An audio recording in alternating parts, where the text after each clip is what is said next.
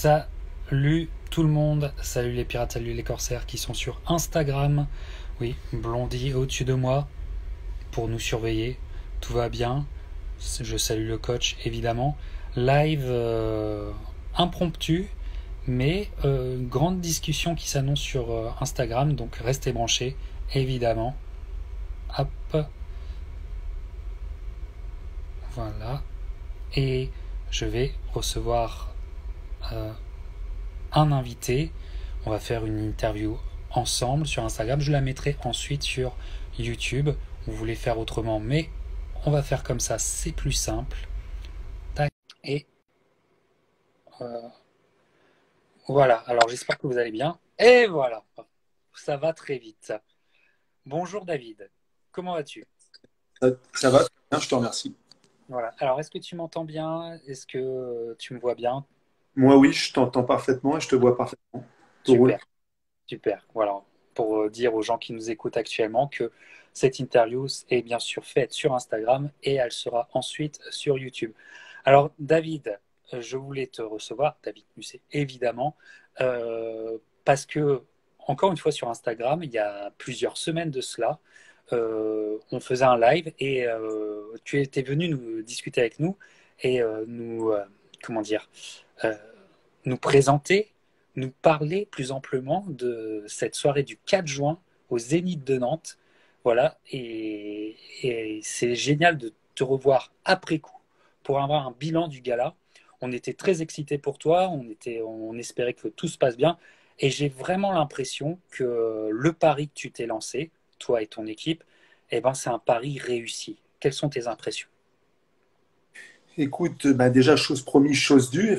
Effectivement, on avait l'occasion de discuter ensemble il y a quelques semaines et tu m'avais proposé de revenir après l'organisation débriefer avec toi. Donc, ça me fait plaisir d'être là aujourd'hui. Il me fallait quelques jours pour récupérer un peu de tout ça, de toutes ces émotions, parce que c'est beaucoup d'adrénaline qui monte et ça redescend pas tout de suite. Donc, il y a un peu de retard de sommeil, tout ça, mais là, ça y est, ça va mieux.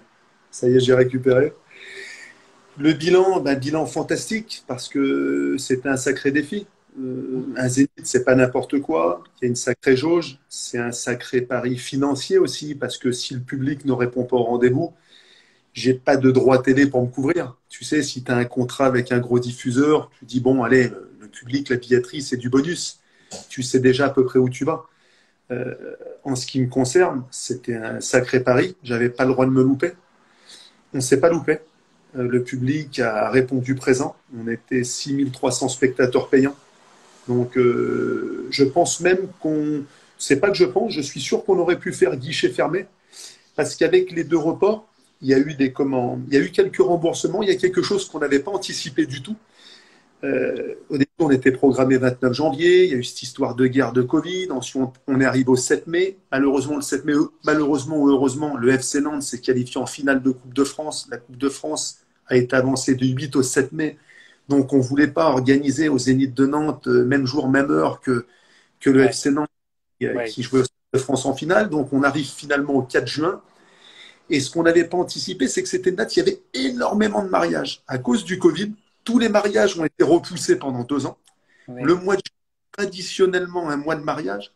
Et le nombre de mariages programmés sur ce week-end pascal, c'était invraisemblable.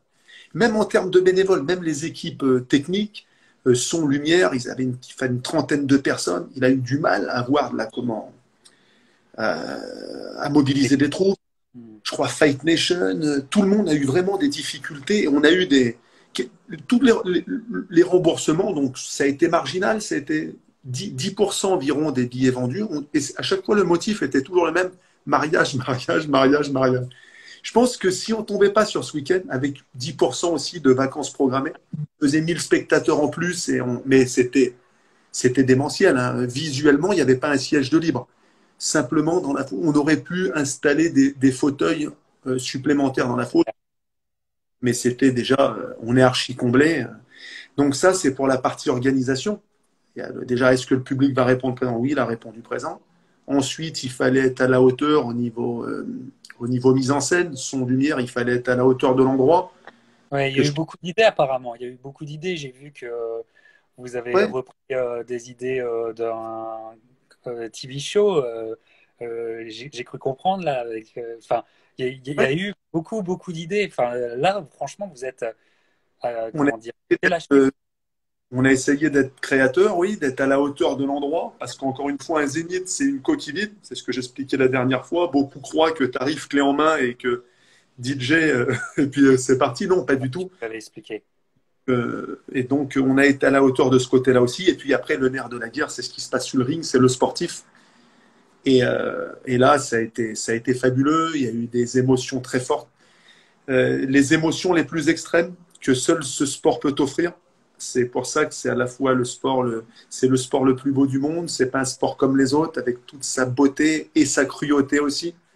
D'un combat à l'autre, tu passes par là quelqu'un de la famille, un membre du club, Sonny Habib, qui Avant présente qui a beaucoup de potentiel et qui se fait cueillir au premier round de son ah, combat.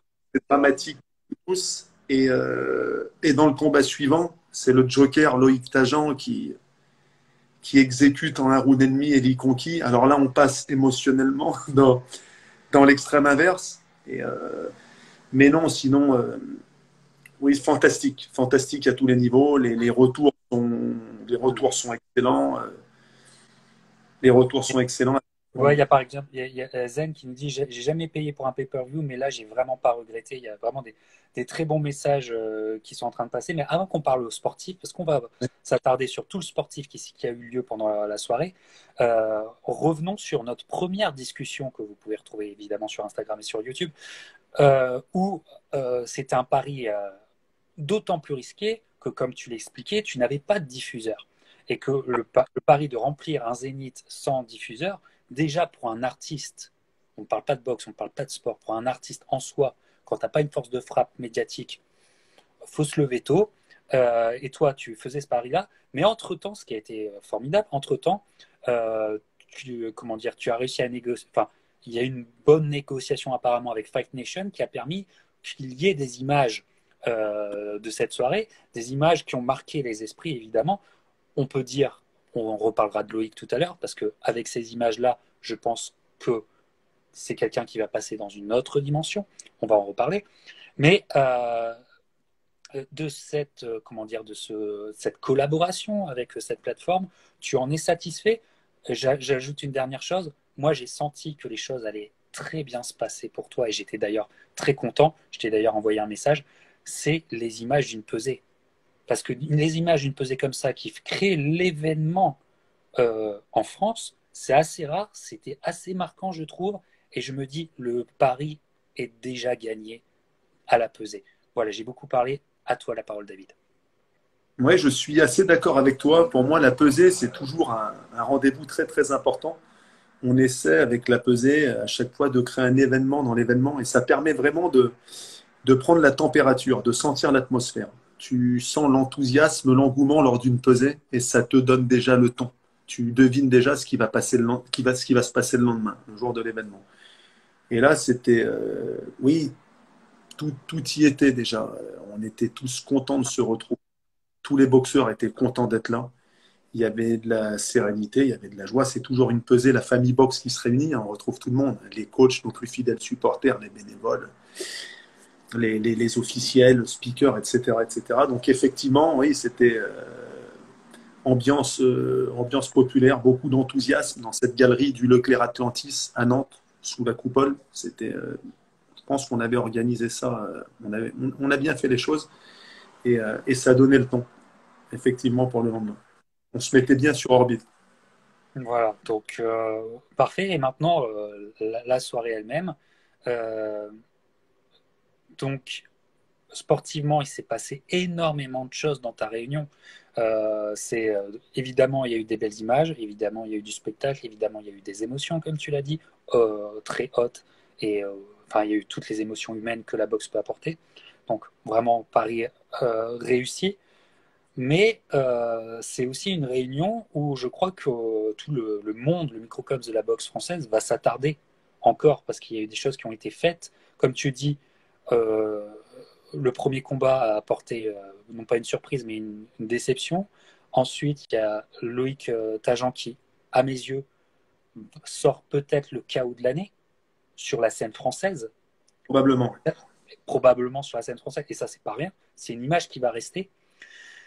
Et de ce combat, qui en fait était très, très, très attendu par les fans hardcore de boxe français, déjà, et c'était même pas le main event, j'ai l'impression qu'il s'est passé quelque chose, que Loïc a changé de statut malgré ce qu'il dit, parce que son discours, et c'est un discours très, très serein et très humble, c'est-à-dire moi, j'ai pas, je dessine pas de carrière vraiment, voilà, lundi matin je serai au travail, enfin, ce discours-là on peut l'entendre, mais avec une telle perf, peut-il encore le tenir? Est-ce que Loïc n'a pas changé de dimension dans ta réunion, David? Évidemment, tout de suite, c'est ce que je lui ai dit tout de suite sur le ring. J'ai vu qu'il prenait pas conscience sur le coup. Peut-être maintenant, il est en train de s'en apercevoir, de le mesurer. J'ai compris instantanément quand j'ai vu Eli Conqui dégringoler et que j'ai compris qu'il ne repartirait pas. J'ai tout de suite su que Loïc basculait dans une autre dimension. Et c'est cette fameuse expression, une star est née, a star is born, Ah, instantanément. Et en plus, émotionnellement, c'était très très fort parce que avant ce combat-là, en ce qui me concerne, c'était une grosse responsabilité d'emmener Loïc dans ce combat. Pourquoi? Le BU venait. attends, je ne t'entends plus. Oui, tu m'entends? Moi, je Ouais, t'entends. ouais. Tu peux répéter s'il te plaît? Oui. Oui. Je veux te dire que émotionnellement, ça a été très fort ce combat parce que c'était une responsabilité pour ma part d'emmener Loïc dans ce combat puisque le BU l'avait désigné challenger officiel pour le titre de l'Union européenne quelques temps avant. Et je lui propose ce combat. Effectivement, il y a des querelles de boutique entre fédérations, BU, IBA. Quand le BU apprend que Loïc va prendre ce combat contre Eddie Conqui, ils le préviennent, attention, monsieur Tajan, si vous perdez contre Eddie Conqui, vous perdez votre place de challenger, etc., etc. Et donc là, il faut vraiment des discussions d'homme à homme avec son coach, avec Loïc lui-même, pour leur faire comprendre l'importance d'accepter ce combat et en quoi faire Elie Conquis et battre Elie Conquis, ça va avoir beaucoup plus de répercussions sur sa carrière que d'aller affronter Christian Zara, un illustre inconnu italien en Sardaigne pour une Union européenne, surtout que les enchères en plus n'étaient pas mirobolantes. Donc ils m'ont fait confiance. Il y avait une stratégie, il y avait un plan. On savait que ça ne serait pas la même chose qu'au premier combat. Premier combat dans la H-Arena, il y avait un ring de 7 mètres sur 7 mètres. Les gants, c'était pas du métal, mais ça valait pas mieux. Loïc arrivait même pas à fermer sa main à l'intérieur des gants. Là, cette On va fois-ci, parler des gants, on va parler de ton choix de là, gants, enfin, on va en parler après parce que ça a marqué tout le monde, ça. voilà. Là, on était avec des Cleto Reyes, des 8, ça correspond quasiment aux 6 dans des autres marques, on dirait des mitaines. Le ring faisait pas 7 mètres sur 7, mais il faisait 5 sur 5. Et 10 rounds, c'est long. Et, et je me doutais que dans ces conditions-là, la route pouvait être longue pour Elie. Surtout qu'il y avait eu des discussions, il y avait eu des vidéos, il n'y avait pas eu du trash talk, mais pas loin. Oh, un petit Et peu quand même. un Enfin, petit peu quand même, un petit peu quand même. Et je pensais, on pensait que Elie allait commettre le péché d'orgueil.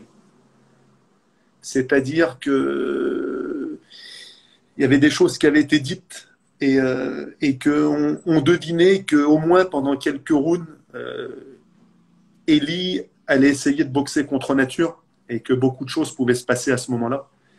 Et, euh, et, et il s'est passé, il y a des, comment dire, il y a des anecdotes extraordinaires.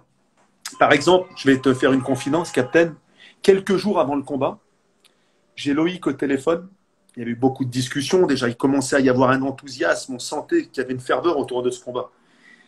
Et je dis à Loïc, j'ai dit, tu sais Loïc, si tu l'envoies sur le cul, en plus de la bourse garantie, il y aura une très très belle prime. Et Loïc me répond, David, je te promets pas qu'il y va. Je te garantis qu'il va plonger. Je te le garantis. Voilà. J'y écoute Loïc, on n'a plus rien à se dire, on s'est compris. Rendez-vous le 3 à la pesée. Et ensuite, le lendemain, explication sur le ring le 4. Et donc, ce sont peu de mots, des discussions d'hommes courtes. Et puis, quand le jour J, tu as le garçon qui répond plus que présent, mais là, c'est chirurgical. C'était comme tu le dis, sur la scène française, c'est le chaos de l'année, et même peut-être au-delà de la scène française, et pas contre n'importe qui. parce que Monsieur Eli Conquis, c'est pas n'importe qui. Donc voilà, c'est pour ça qu'émotionnellement, c'est puissant. Et non, et au Star is Born, parce que aussi, j'ai cru comprendre que tu lui avais trouvé son nickname, euh, son surnom, et qui lui va bien, le Joker. Et quelque Exactement. part, et quelque part Loïc, parce qu'il y a eu Trash Talk, mais ce Trash Talk, pour moi, était un trash talk stratégique parce que on a senti les images de la pesée et les images de Fight Nation, pour moi, le prouvent, c'est qu'il a réussi à rentrer dans la tête de Ellie. Ex- Exactement. Comme un Joker. Comme un Ouais, Joker. Ça lui va très très bien finalement. tout à fait, mais exactement, c'est un surnom qui lui colle à la peau. D'ailleurs, je crois qu'il a pris rendez-vous avec un tatoueur aujourd'hui pour se faire tatouer. Ça y est, tu es dit, Donc c'est bon, c'est pris. tu es le Joker à vie et j'ai eu l'occasion de rencontrer sa petite femme. Et si tu la voyais, c'est ce que je lui ai dit tout à l'heure, tu te marrais, ça pourrait être le sosie d'Harley Quinn, la femme du Joker. Si elle Ah veut bah, jouer si elle veut jouer le jeu et l'accompagner en Harley Quinn, pas loin du ring, c'est spectaculaire. C'est ah, la vraie. ça serait génial. Non, mais c'est exactement ça. Quand j'ai eu cette idée la première fois, parce que le Joker, il y a des musiques, il y a un thème, il y a une personnalité, il y a un code vestimentaire, il y a beaucoup de choses. J'ai trouvé que ça lui collait à la peau. Et même Loïc m'avait demandé pourquoi. Il voulait savoir dans mon fort intérieur pourquoi le Joker, pourquoi l'idée m'était venue. Et je lui avais répondu que il était tellement atypique, charismatique, avec une douce folie, et le côté imprévisible et l'extrême dangerosité sur un ring. D'ailleurs, il l'a illustré sur ses derniers combats. Et c'est ça qui faisait, et puis son côté, comment dire, au niveau de son approche de la boxe, son approche de l'entraînement, il est unique au monde, ce garçon. Donc, et puis psychologiquement, oui, c'est un sorcier. C'est un sorcier, effectivement, il est entré dans la tête de Ellie. Et Ellie était un petit peu coincé dans l'approche tactique du combat parce que s'il avait essayé de faire un combat de styliste, ça aurait été plus dur. Comme je te l'ai dit, dans ces conditions-là, le ring n'était pas le même, les gants n'étaient pas les mêmes. Dès le premier round, dès le premier round, la seule crainte que j'avais, je voulais pas que par l'excès d'envie, que l'envie déborde et que Loïc, dans son extrême générosité, soit un peu trop large, un peu trop brouillon.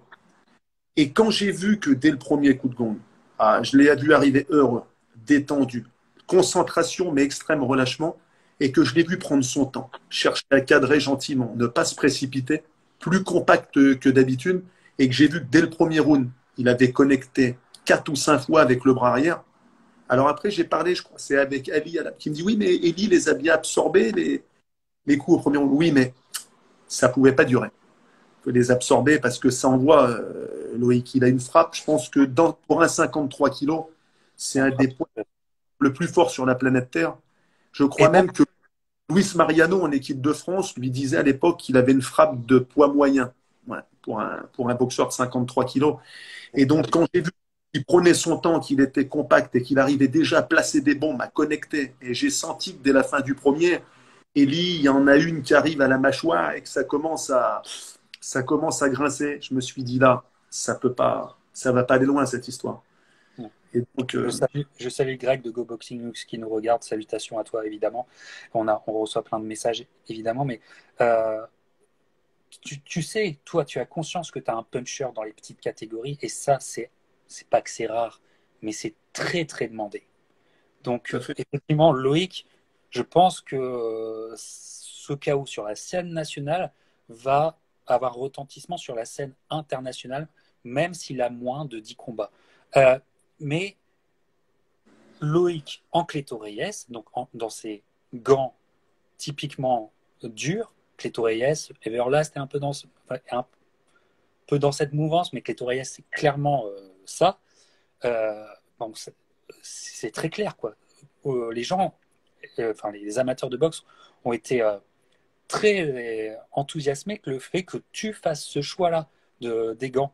Comment t'expliques que c'est ce choix de gants qui a été un choix de gants qui a été utilisé par les Anglais depuis bien longtemps, hein, évidemment, mais il y a toujours quelque chose qui rebute les organisateurs français à utiliser ce genre de gants. Mais on voit bien que effectivement, c'est des gants durs, effectivement, ça créera un ratio de chaos beaucoup plus grand pour ta soirée. Bien sûr. Euh, Comment t'expliques que ben, ce soit toi qui fasses vraiment le grand pas, j'ai envie de dire, parce que toute la soirée était en clitoriès. Écoute, depuis le départ, moi, c'est un choix que j'ai fait dans chacune de mes organisations. Alors là, les gens le découvrent parce qu'il y avait Fight Nation, il y a plus Voilà, d'images. il y a des images, effectivement. Depuis le départ, dans toutes mes organisations, quasiment tous les combats se sont déroulés en clitoriès. Alors pourquoi moi, je fais ce choix-là et pas les autres? Je pense que déjà, il y a une raison.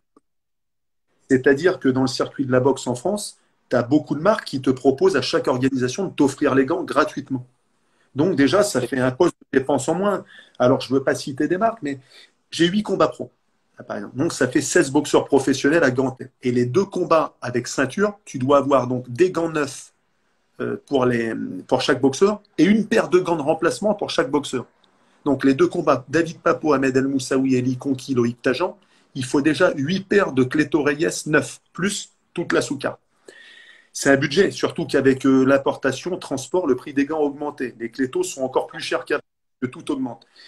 Donc, sur une organisation comme celle-ci, il faut environ, je te prends 6 fois de 12, plus 20 paires de gants Cléto Reyes.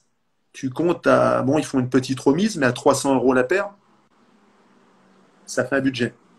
Donc, les organisateurs, il faut se mettre à leur place. Tu as le choix entre, je te donne un exemple, Metal ou Adidas Sport Combat ou d'autres qui vous disent, bon, on vous fournit tout gratuitement. Ou alors, tu achètes 20 paires de gants Cléto Reyes pour un événement comme ça. Donc, C'est nous, un budget c'est un budget de presque 5 000 euros. exactement. Exactement. Et donc, comme il n'y a pas de petites économies, très peu de 1000 personnes. euros, c'est la bourse d'un combat pro pour un boxeur plusieurs combats d'ailleurs. Exactement. Alors, à chaque fois, depuis plusieurs années, hein, j'ai des sollicitations. Les boxeurs sont sollicités aussi par des équipementiers, des fournisseurs de gants qui veulent leur fournir les gants gratuits. Alors, dis-moi, écoutez, vous êtes des grands garçons. Euh, Toute marque qui peuvent vous fournir, ils me demandent mon avis à chaque fois en accessoires, en short, équipements divers, sacs, même gants pour l'entraînement, oui. Mais en tant qu'organisateur, je ne veux pas être lié par vos engagements. C'est-à-dire que c'est toujours moi l'organisateur, puisque là, pour moi, on n'est plus dans l'accessoire, on est dans l'outil de travail, dans l'outil stratégique. Par exemple, les gants pour chaque combat d'ailleurs. Mais tu vois bien l'importance pour le combat de Loïc Tajan et Lee Conquis, avec cette opposition de style, l'importance de la taille du ring et du choix des gants. Donc là, moi, je ne veux pas avoir les mains liées par personne. Je veux être décisionnaire et j'ai eu souvent des rendez-vous avec des fournisseurs et ils ne comprennent pas, mais tu te rends compte, on te les fournit gratuits et l'économie pour toi. Fournissez-moi tout ce que vous voulez. Les gants, c'est un outil de travail. On n'est pas dans la décoration, dans l'accessoire. Dans l'art, ça fait partie dans l'art de la guerre. Il y a le choix des armes et Ouais. le choix des armes. Je ne veux pas être bloqué ou obligé par personne. Donc pour moi, c'est fondamental. Je paie. C'est un gros budget à l'année, mais bon, ce qu'il faut savoir, c'est que pour les combats avec titre, c'est des gants neufs obligatoires et des gants de remplacement aussi. Après, ceux qu'on sert une fois, on s'en resserre une deuxième fois pour les combats d'encadrement. Tu vois, on regarde s'ils n'ont pas été trop abîmés. Voilà, donc il n'y a pas besoin de 20 à chaque fois. Mais minimum 10-12 à chaque fois quand même. 10-12 paires de neuf. Donc, Non, mais la petite histoire, il y a une raison économique. Hein, bien sûr, bien sûr. Bien sûr. Et donc, bah écoute, moi en tout cas, passe le message, mais si Loïc veut être en interview avec ce personnage qui est ce trublion de la scène française, ça me ferait grand plaisir. Et comment comment tu vis le truc? Parce on est à l'époque des réseaux sociaux et on est à l'époque de l'instantanéité. Quand il y a ce chaos qui arrive, franchement, il n'y a pas fallu attendre 1 heure ou 2 heures, 3 heures pour que ça fasse le tour, tu sais, pour que ça fasse Ouais. le tour de la scène, pour que tout le monde en parle, etc. C'est instantané. Euh, Comment toi tu le vis? Parce que tu as encore une soirée à finir d'organiser, à vivre, mais tu sens que en arrière de toi, enfin, dans un coin de ta tête, tu te dis, ça doit buzzer d'enfer sur tous les Ah ben, réseaux. sur le coup, on est dans l'émotion pure, dans le partage. C'est vraiment avec le coach de Loïc, Jean-Michel Vincent, avec Loïc, avec sa team. C'est un moment Ce sont des gens tellement attachants, ils ont tellement de cœur, tellement de simplicité, tellement, il y a tellement de confiance, de relations humaines fortes entre nous. Donc on est dans, voilà, on vit le moment, on vit le moment, on est dans l'instantané. Mais je réalise tout de suite et je lui dis sur le ring. J'attends même pas besoin de lui dire, j'attends pas de le voir au vestiaire après, à l'hôtel ensuite ou le lendemain matin au petit-déj. Tout de suite sur le ring, je dis, tu ne réalises pas ce que tu viens de faire là. Tu bascules dans une autre dimension. A Star is Born. Je lui dis tout de suite, sur le ring. Ça, après le fait que la vidéo va devenir virale, oui, quelques instants après, je dois y penser en même temps. Il y a beaucoup de choses qui, tu vois, dans le cerveau vont très vite à ce moment-là. Mais je sais que ça va avoir. Je sais que Fight Nation est là, que tout ça est filmé et que forcément, ça va être viral. Ça va avoir un impact colossal. Tu sais, la boxe, des chaos aussi spectaculaires que ça, surtout après le petit trash talk, après les discussions qu'il y avait eu entre les deux. Bon, je veux pas trop en rajouter aujourd'hui parce que Ellie, je tiens à le souligner. Il y a eu du trash talk avant. C'est vrai que Ellie a dit des choses qui lui sont revenues comme un boomerang. Mais Loïc avait dit aussi des paroles fortes. Quand Ellie dit au sujet de Loïc, on joue pas dans la même cour. Tu vois, le Ouais. retour, le retour du boomerang, il dit beaucoup de choses comme ça. Et même, tu vois, en direct, pendant le combat, il y avait de la provocation. La team de Ellie coachait pendant le combat et parlait à Loïc sur le ring. Il disait, il va falloir assumer maintenant, on n'est plus sur les réseaux. 30 secondes avant le chaos fatal, tu vois. Donc, mais après le Ah non, combat, là, enfin, Loïc, c'est un, comment dire, c'est essayer de rentrer dans la tête de quelqu'un. Évidemment, on y passe par le trash talk. Et évidemment, c'est toujours un risque. bien C'est sûr, toujours un pari risqué. Sauf mais que là, ça a été un pari totalement réussi par Loïc parce qu'il est rentré dans la tête de tout le monde. tout à De tout fait. le monde. Et donc, les gens, sans s'en rendre compte, ont un peu perdu pied. Et voilà, mais bon, comment dire, l'avenir peut, comment dire, l'équipe adverse et Ellie pourra certainement rebondir dans l'avenir. Et Oui, on lui il a, souhaite d'ailleurs. Mais Ellie, des grosses moi, j'ai trouvé que c'était vraiment sur la scène française, c'était un exemple de, de rentrer dans la tête de ton adversaire comme on en avait rarement vu, tu vois. Moi, je l'ai trouvé très Bernard Hopkins dans ouais, l'approche. ouais, il a été Tu fort. vois. Ouais, il a été très très fort. Très très fort, Loïc, là-dessus. Très très fort. Je tiens à souligner quand même, après le combat, la grande classe de Eli Conki, Mm. qui au micro a eu des paroles, des très belles paroles de sagesse. La dignité aussi de sa team. Bon, c'est sûr qu'après un résultat comme ça, mais j'ai eu le soir même des discussions avec Ali à la message d'Abadila le lendemain, Abadila qui me dit, tu sais, j'assume, ils ont gagné des dizaines et des dizaines de ceintures. C'est un gros coup d'arrêt parce que Eli était invaincu, Jeux Olympiques de Rio, champion de France, champion intercontinental, il est numéro 1 EBU, top 15 IBF. C'est un coup d'arrêt, mais il a des grosses qualités, elles n'ont pas Ouais. disparu du jour au lendemain. Il est très bien entouré, il a une grosse team. Et nous, maintenant, on lui souhaite de performer parce que plus il va performer et plus ça relèvera aussi la performance de Loïc. Et donc, tout Et a été. pourquoi pas? Parce qu'on parlera de l'avenir pour toi, David. Et pourquoi pas dans l'avenir, il faut être patient, il faut donner de la Ouais, patience non, à la fois à Loïc et à la fois à Ellie. Mais parce que là, on est dans une très très belle rivalité. C'est ouais, ça aussi la boxe, c'est des histoires ouais, de rivalité. La rivalité, c'est avec un grand R. Ouais, il y a un peu de trash talk. Mais ouais. pourquoi pas dans l'avenir une trilogie? Pourquoi pas? Mais on m'en a déjà parlé, on m'a déjà lancé le bouchon depuis 2 jours. Il commence à y avoir des diffuseurs là, un peu importants, qui m'ont contacté, qui m'ont parlé de ça. Moi, je leur ai dit, écoutez, s'il y a alignement des planètes financières, si un diffuseur a les moyens de s'offrir ça, on le fera. Mais je vais te dire mon ressenti sincère, Captain, là-dessus. Jusqu'à là, tu vois, je ne me suis pas beaucoup trompé sur ma perception de cet affrontement. Je pense que si on organise 10 combats entre Loïc Tajan et Eli Conqui, 10 fois sur un ring de 5 sur 5 avec des Je gants, vois que tu veux en venir, je vois. 10 Vas-y. fois, 10 fois l'issue est la même. Ça sera peut-être pas toujours au deuxième, parfois ça sera au premier round, parfois ça sera au troisième, parfois ça sera au sixième, parfois ça sera au huitième. 10 fois sur 10, écoute-moi bien ce que je te dis, Captain. 10 fois sur 10, La route est trop longue. Sur 10 ou 12 rounds, Nelly ne peut pas aller au bout. Avec le Joker qui a un marteau dans chaque main, c'est pas possible. Après, s'ils Est-ce que veulent tu faire. ne serais pas en train de raviver la braise, là, mon Je cher ravive David? pas. Parce que là, ça va, j'ai l'impression que ça va repartir, là. Non, après, je veux pas raviver la braise. Après, je peux Non, te non, dire, mais si je comprends, je on te taquine. organise la belle sur un terrain de foot ou sur un 7 mètres sur 7 mètres et qu'on leur met une éponge ou deux éponges dans chaque main, là, peut-être une fois sur deux, Ellie arrivera à survivre et aller jusqu'à la cloche finale.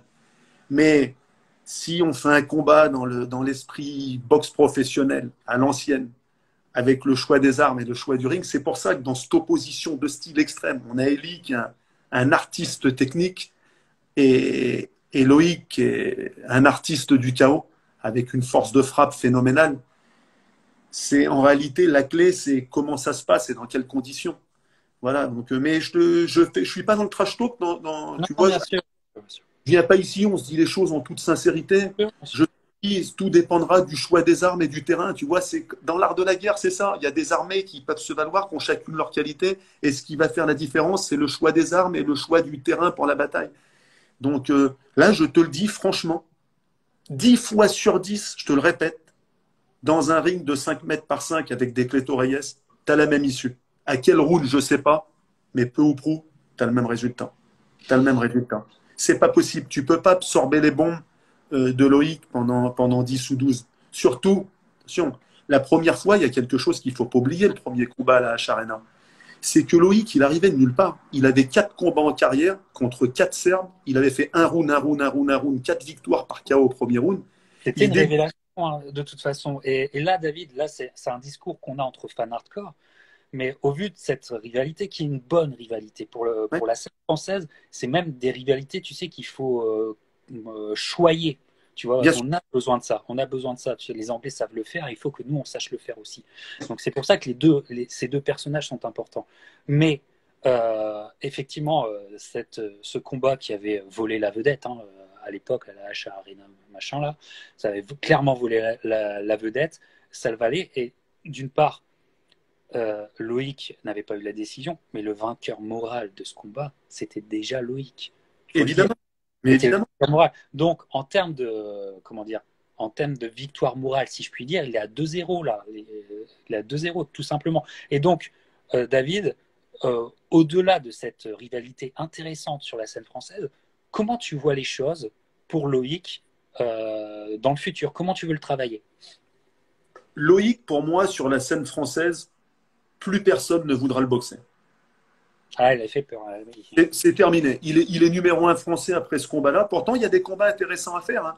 Moi, par exemple, il y a Georges Jory, qui est de Angers, qui a été champion de France, champion de l'Union européenne, champion OBU, qui va faire un titre IBO. Je l'ai déjà sollicité. Et puis, il est dans le Maine-et-Loire, Angers. J'organise dans la Loire-Atlantique. En termes d'engouement public, pour moi, ça serait vraiment cohérent. J'ai lancé le bouchon, mais Georges Jory le reconnaît lui-même. Avant même le combat, avant même la performance, j'ai lancé le bouchon déjà, avant que Loïc foudroie Eddie Conquis en un round et demi. Déjà, non. Il reconnaissait lui-même qu'ils se sont boxés chez les amateurs, déjà. Je crois que Georges Jory allait plusieurs fois au tapis. Pourtant, on était avec des casques, des grands amateurs. Donc, sur le circuit français aujourd'hui, tout le monde a conscience que c'est le Joker, c'est un bestiau compliqué, tu vois. Donc, il faut. Honnêtement, honnêtement, si Loïc reste dans cette mentalité, cette attitude, tout en sachant que, enfin, il a un discours qui moi me fait halluciner, quoi, parce que apparemment enfin, c'est pas apparemment, il a la foudre dans les poings et il ne s'entraîne que, enfin, comment dire, son travail, son job de tous les jours est plus important que la boxe pour lui pour l'instant. Mais ce gars-là, 110% la tête est dans la boxe, ça peut faire très mal et ça Tout à peut fait. être très intéressant sur la scène internationale pour les petites catégories. Je Vraiment, suis, ouais, excuse-moi. je suis tout à fait d'accord avec toi. Tout à fait d'accord avec toi. Loïc, il est ce qu'il est. Il est inutile de songer à le transformer du tout au tout. C'est pas possible. Et il le dit lui-même. Il serait plus Loïc. Ce qu'il peut, c'est porter un tout petit peu plus. On va pas le faire basculer dans l'entraînement bi-quotidien et lui faire des préparations de 3 mois du jour au lendemain. C'est pas possible. D'ailleurs, il pèse 50. Quelques aménagements qui vont bien. Des Juste ça. petits éléments, faire un peu plus attention à la santé, un petit peu plus de professionnalisme pour soigner les bobos. C'est des petites choses, des petits détails, mais tu sais, il a un gros moteur. Il n'a pas besoin de faire des très très longues préparations. Non. Euh, la catégorie, il n'a pas de difficulté à la faire. Euh, Ouais, il est fit, hein. Sur un ring, il est fit. Et puis, encore une fois, quand on revient sur le premier combat, la hache, il n'y a pas d'expérience professionnelle avant. Il y a 4 rounds en carrière. Depuis, il a fait 2 championnats de France, il a fait 2 titres internationaux, et puis il a pris de l'expérience. C'est-à-dire qu'à la hache, il était dans une salle de 5000 spectateurs. Là, il était devant 6003. Même s'il a peu de combats, il a déjà l'expérience d'avoir boxé pour des titres devant des gros publics. C'est plus tout à fait le même.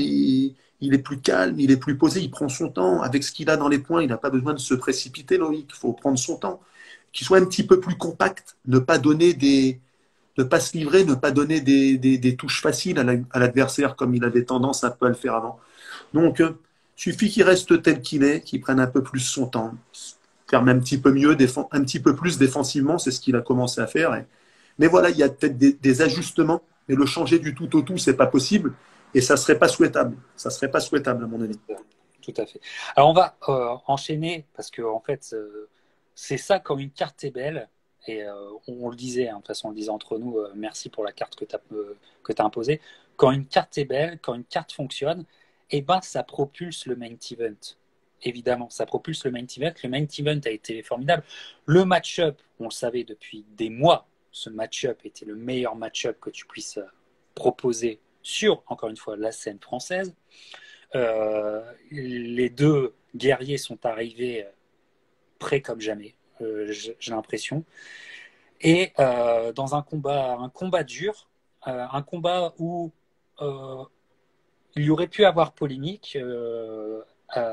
Ahmed, de son côté, parle d'un round de 2 minutes. C'est vrai qui est compliqué. Il y a évidemment une décision qui est, on va dire, compliquée.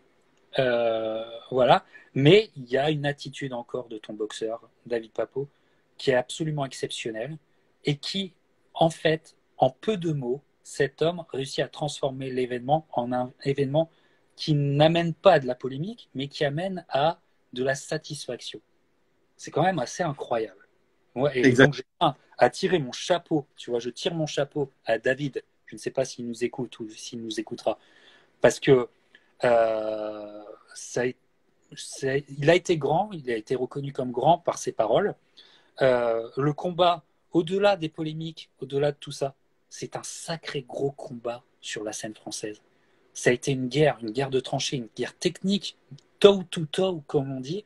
J'ai été surpris par ce game plan d'El Moussaoui. C'était assez surprenant de faire. Parce que au début du combat, j'ai cru que vraiment en fait, il faisait le combat que David attendait, quelque part, où peut-être David pouvait se sentir bien. Et puis, ça se joue à pas grand-chose. Hein. C'est sur les derniers rounds où je sens peut-être que El Moussaoui peut-être passe devant. Voilà, mais encore une fois, tout est discutable. Mais peu importe. Gros combat qui, je sais pas, grande dignité.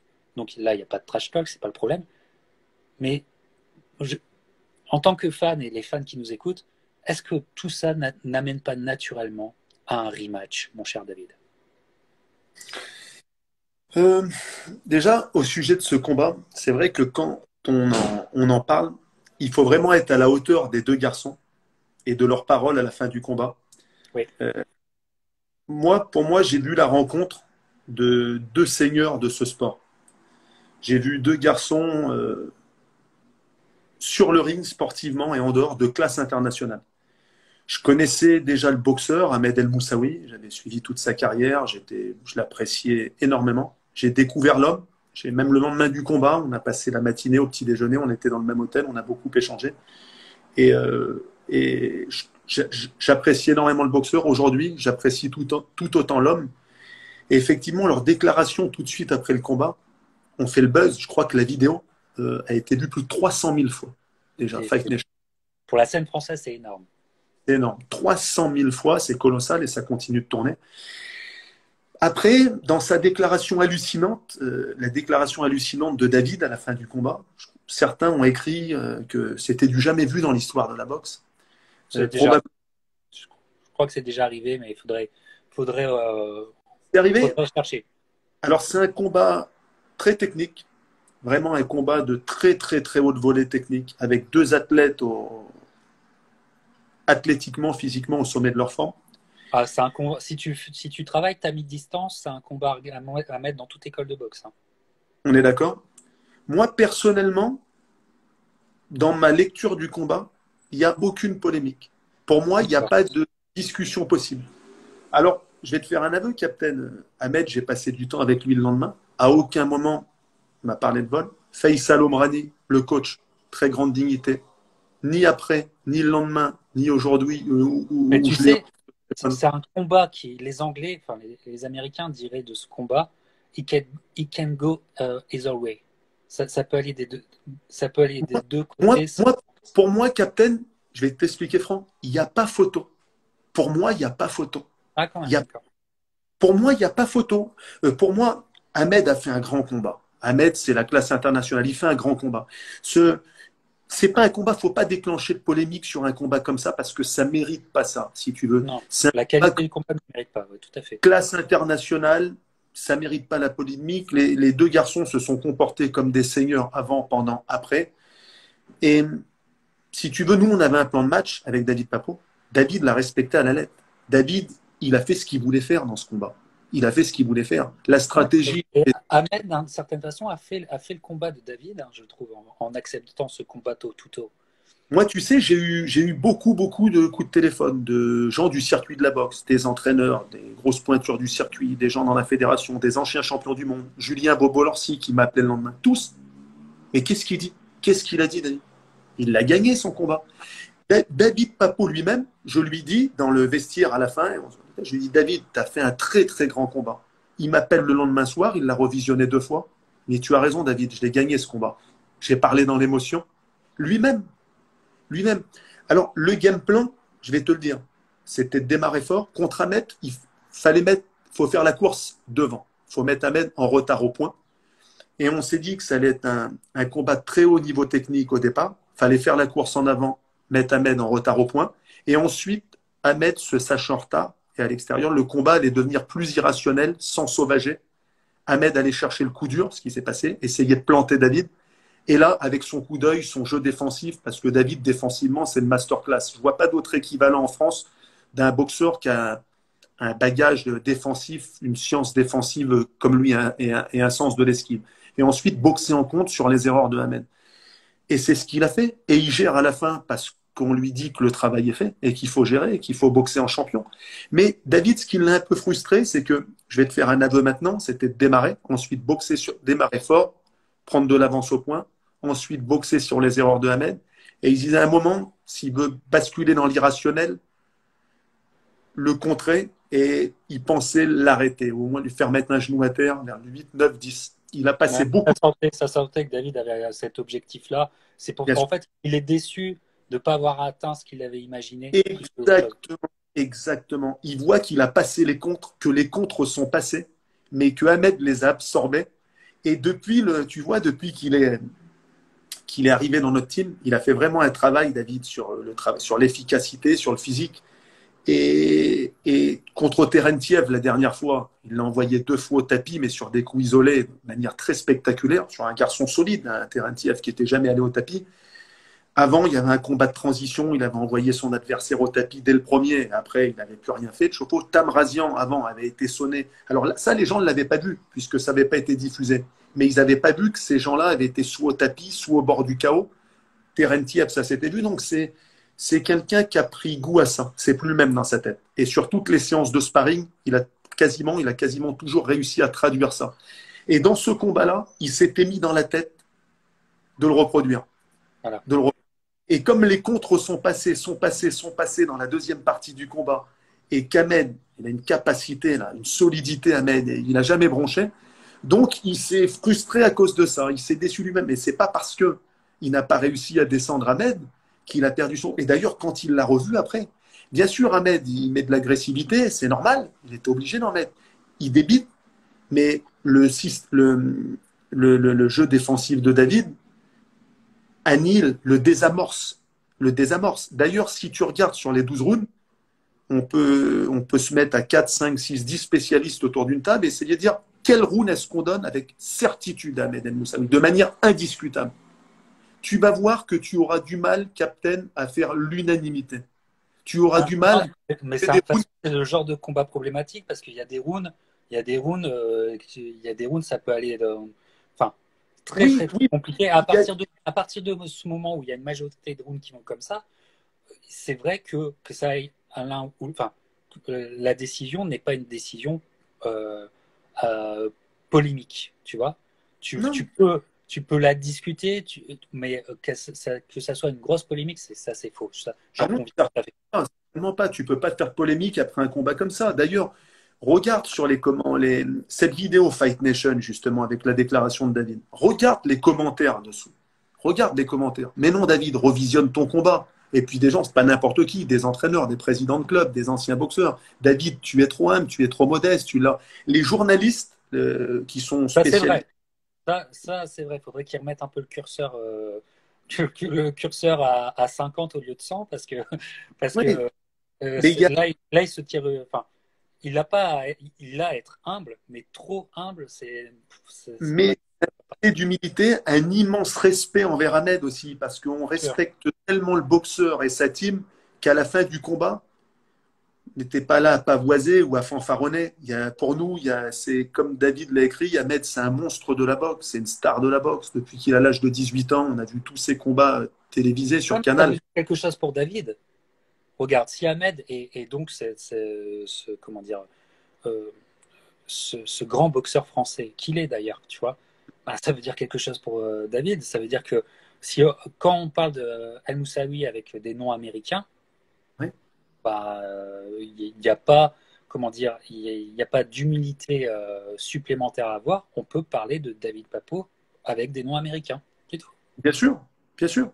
Mais d'ailleurs, à la suite du combat, tu sais, il n'y a pas de perdant à la fin d'un combat comme C'est celui-là. vrai. Les deux ont fait un si beau combat qu'ils en sortent grandis tous les deux. Ils ont fait 12 rounds à très haute intensité. On était vraiment sur un combat de niveau mondial. Ils ont montré que tout était là. Le moteur, le mental, le bagage technique, le coup d'œil, il y avait tout. Même Ahmed, ça le relance. Son coach, que j'ai eu tout à l'heure au téléphone, ça nous remet en selle, ça. Ça y est, on est reparti dedans. Regarde au classement BoxRec, les deux ont progressé. Les deux ont gagné 15 places à la suite de ça. David est 16e BoxRec aujourd'hui, Ahmed El Moussaoui est 28e. Donc, tout le monde sort grandi. Ils ont bien gagné leur vie. Ils ont boxé devant un zénith rempli, diffusé sur Fight Nation. Ils font le buzz avec leurs déclarations de gentleman qui ont été déjà vues au moment où on parle plus de 300 000 fois. Donc, il n'y a pas de perdant. Tout le monde ressort grandi. C'est bon pour David Papo, c'est bon pour Ahmed El Moussaoui, c'est bon pour Fight Nation, c'est bon pour moi en tant qu'organisateur, c'est bon pour la fédération Libéa que ça crédibilise. Et la victoire je reviens là-dessus, de Loïc Tajan. Parce qu'on peut critiquer une fédération émergente, encore une nouvelle ceinture. Mais là, tu as un champion IBA qui crucifie le champion WBA intercontinental. Donc ça veut bien dire une chose, c'est que ce sont ce sont les boxeurs qui font les ceintures et pas les ceintures qui font les voilà, c'est le champion qui fait la ceinture et c'est pas la ceinture qui fait le champion. Donc il y a il y a que du positif, il y a que du bénéfice là-dedans. Donc réorganiser une revanche. Encore une fois, pourquoi pas? Pourquoi pas? La porte n'est pas fermée. Les deux sont ouverts à ça, mais sincèrement, je pense que dans l'immédiat, les deux ont mieux à faire que ça. Et en tant qu'organisateur aujourd'hui, euh, comment te dire, Ahmed, je veux le voir gagner des combats aujourd'hui. Et donc, si j'organise une revanche contre David Papo, je voudrais encore la victoire de David et la défaite de Ahmed. Alors que Ahmed, c'est tellement la classe internationale, il a tellement de qualité, ce garçon. S'il Crois-moi, pouvait faire une belle victoire de son côté, euh, exactement, et après, exactement. ouais, Un bien sûr. moment, un moment, on peut la remettre sur le tapis. Il peut y avoir un alignement des planètes pour la refaire. Je ne suis pas sûr que tout de suite, je pense que les deux garçons, 16e box rec l'un, 28e box rec l'autre, ils ont montré qu'ils étaient là, à tous les niveaux. Ce combat-là va leur faire beaucoup de bien. Il ne faut pas oublier non plus que David Papo, il y avait 1 an d'inactivité. Avec les reports, la guerre, le Covid, tout ça, on n'a pas boxé depuis juin dernier. Jean-Philippe Lustig, à la fin du combat, pourquoi David parle comme ça? Il est frustré par sa performance. Lui, et puis il y a autre chose, il n'y a pas d'excuse à se chercher, on ne s'en cherche pas d'ailleurs, il n'y a pas de... Jean-Philippe Lustig a demandé à David Papo, il dit, tu t'estimais à combien? Tu étais qu'à 80%, je ne sais plus si c'est Arnaud Romera ou Jean-Philippe Lustig qui ont demandé ça à David à la fin. Tu étais à 80% de ton potentiel? Non, moins que ça. 50, 60 maximum. Donc, c'est tout dire. Et nous, on le sait. Et il y a autre chose. Donc, il y a eu Non, mais des le rythme, trucs. ça, c'est le rythme. Si tu arrives à lui redonner du rythme, ce mec-là, effectivement. Ah, mais il y a le rythme. Là, faut pas faut reboxer. Il faut en mettre le couvert maintenant dans 4-5 mois. Et là, avec ça, ce combat-là qui est rentré en magasin, ça change tout, Captain. Tu vois. Et puis, il y a autre chose. Tu sais, nous, c'est un petit détail, mais je vais t'expliquer un truc qui est très important, qui a eu son influence. Tu vois, nous, on est une famille, on a notre team, on est dans le vestiaire, c'est un vestiaire collectif. On ne s'isole pas. Avant le combat, j'avais anticipé, j'avais demandé à David, Papo, j'ai dit, tiens, David, j'ai dit, comment tu veux faire pour le vestiaire? J'ai dit, au Zénith, tu sais, il y a plein de loges, on a de l'espace. J'ai dit, tous les combats sont importants, mais le tien, c'est un 12 rounds, championnat du monde, Ahmed El Moussaoui, il y a de l'enjeu, tu es notre locomotive sportive. Si cette fois-ci, tu veux t'isoler, avoir une grande loge pour toi toute seule, tout ça. Non, non, non, non. Il dit, on a toujours fait en équipe, on a toujours été ensemble, je veux rester avec les gars, avec Sonny, Johnny, Benjamin Dubois, on est ensemble. On a toujours fonctionné comme ça depuis le début, on reste comme ça. Et le problème, c'est que juste avant, Sonny, donc il y a cette désillusion, il se fait cueillir au premier round. C'est comme un petit frère pour David Papo. Ils ont commencé ensemble, David lui a appris beaucoup de choses. Donc tu as ton petit frère avec son coach, avec sa famille, qui rentre abattu. Et là, dans le vestiaire, il y a une ambiance d'enterrement. On aurait dit qu'il y avait un cercueil au milieu du vestiaire et qu'ils étaient en train de veiller à mort. C'était lourd, c'est très très dur. Donc heureusement, David a un mental de champion. Il a absorbé et il s'est remis dans le coup. Pas refaire la prochaine fois, il faudra peut-être. Exactement, mais j'en ai parlé à David. J'ai dit, regarde, c'est pour ça aussi que j'avais, mais il en a conscience. Et même Faisal, le coach de Ahmed, à ce moment-là, est dans notre vestiaire, puisqu'il est en train de surveiller les bandages. Et lui, il le voit, ça. Il est en train de surveiller et il voit qu'il se passe quelque chose de. Donc, tu vois, il y a un contexte et puis d'autres petits trucs un peu. Voilà, la préparation était bonne, mais elle peut être meilleure. Il y a toujours des petites choses à régler. Psychologiquement parlant, il y a ce contexte-là qui est très, très, très pesant. Hein. C'est quasiment l'équivalent de ton petit frère qui subit une désillusion terrible pour lui avec toute sa famille. Il y a un contexte psychologique, tu vois, et puis 1 an d'inactivité, mais il n'y a pas d'excuse. Mais malgré tout, il fait le boulot. Il fait le boulot, comme me dit Julien Lorcy. Tu sais, il y a des gens qui m'ont appelé, qui m'ont dit, et c'est moi, ma vision du combat. Et il dit, il n'y a pas de discussion, il n'y a pas photo. Moi, j'ai des gens. Personne ne m'a jamais appelé pour me dire, il n'y a pas photo en faveur d'Ahmed. Par contre, le nombre de gens qui m'ont envoyé des messages qui me disent, mais il n'y a pas photo. Fait son combat de champion, il y a des gens qui 4 points, 5 points pour David sur un combat comme ça. Tu vois? Donc, pour moi, il n'y a pas de polémique. Et d'ailleurs, la déclaration de David à la fin du combat, ça montre l'idée qui se fait de son propre niveau, l'exigence qu'il a envers lui-même. Donc, non, non, c'est de bon augure. Et ce combat-là est très important pour les deux, va leur faire beaucoup de bien, va leur donner beaucoup de rythme. Maintenant, il faut remettre le couvert sans attendre. Il ne faut pas attendre 1 an. Maintenant, il faut se Alors, remettre. parlons un peu de toi, David, parce que c'était enfin, pour ta carrière, à toi, c'était une date assez énorme. C'était un pari risqué, c'est un pari réussi. Comment t'envisages maintenant la suite de ta carrière dans le monde de la boxe après une telle soirée? Tu sais, la boxe, que ça soit pour les boxeurs ou pour un promoteur, tu ne peux pas te projeter plus loin que l'organisation suivante. Tu vois, tout est toujours remis en question, sauf, on revient toujours à la même chose. Quand tu as un contrat télé signé sur plusieurs années, alors là, tu peux te faire une planification à l'année, 3, 4, 5, 6 événements par an, etc., etc. Donc, moi, je me projette jamais plus loin que l'organisation suivante. Je sais que on monte en puissance. C'est remarqué. C'est remarqué dans le circuit national et international ce qu'on fait. Je pense qu'il y a on a eu des retours extrêmement positifs de tout le monde. J'ai tous les participants, je vois la team Alab, Eli Conki, Ahmed, son entraîneur, Faisal. Ils ont roulé leur boss, hein, ils ont boxé un peu partout. On dit extraordinaire, bravo pour Clairement, cette ça, pour ça- l'accueil, pour l'invitation. Tout le monde m'a dit, là, on était aux États-Unis, on n'a rien à envier aux Américains. Moi, personnellement, c'est pas d'une espèce d'arrogance. Il n'y a pas de ça, si tu veux, c'est une lucidité sur le travail qui est fait. Moi, c'est la même chose, je suis très exigeant envers moi-même. Je sais qu'on a une marge de progression sur certaines petites choses, on fera mieux la prochaine fois. Le principal, c'est que le public présent, lui, ne le remarque pas, mais nous, en tant qu'organisateurs, il y a des petites choses qu'on aurait voulu faire mieux la prochaine fois. Mais la seule chose que je peux faire, c'est de faire mon travail le mieux possible. Et puis advienne que pourra. Si des gens le remarquent, si ça ouvre des portes, je vois qu'il y a des sollicitations, des gens qui se rapprochent de nous, qui commencent à s'y intéresser. Alors il y a de tout, hein. Il y a les piranhas, il y a les requins aussi. Tu vois, il y a... sinon, ça serait pas le monde de la boxe, hein. Exactement, mais on a démontré avec mon équipe là, un savoir-faire organisationnel. On a montré qu'on pouvait aller dans un endroit comme celui-là, être à la hauteur et plus qu'à la hauteur. Et je suis comme toi un passionné, Captain. Je suis allé ces 25 dernières années dans toutes les plus grosses organisations sur le territoire français. Même à l'époque, les grosses organisations à Carriès, sur Canal.